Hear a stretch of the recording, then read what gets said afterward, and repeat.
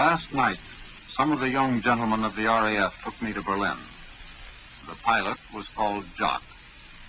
The crew captains walked into the briefing room, looked at the maps and charts, and sat down with their big celluloid pads on their knees. The atmosphere was that of a school and a church. The weatherman gave us the weather. The pilots were reminded that Berlin is Germany's greatest center of war production. The intelligence officer told us how many heavy and light ack-ack guns, how many searchlights we might expect to encounter. Then, Jock, the wing commander, explained a system of markings, the kind of flares that would be used by the pathfinders.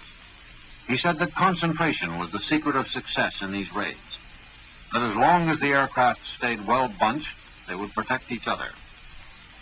The captains of aircraft walked out. I noticed that the big Canadian with the slow, easy grin had printed Berlin at the top of his pad and then embellished it with a scroll.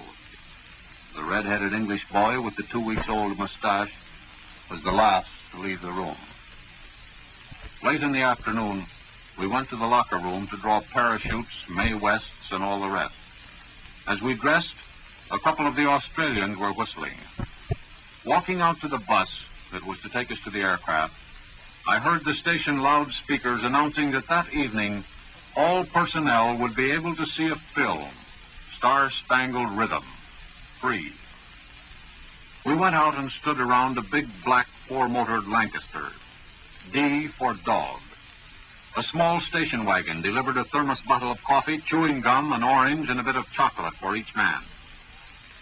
Up in that part of England, the air hums and throbs with the sound of aircraft motors all day. But for half an hour before takeoff, the skies are dead, silent, and expectant. A lone hawk hovered over the airfield, absolutely still as he faced into the wind. Jack, the tail gunner, said, "It'd be nice if we could fly like that." D-Dog eased around the perimeter track to the end of the runway. We sat there for a moment. The green light flashed, and we were rolling, 10 seconds ahead of schedule. The takeoff was smooth as silk.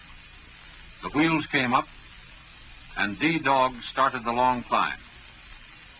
As we came up through the clouds, I looked right and left and counted 14 black Lancasters climbing for the place where men must burn oxygen to live.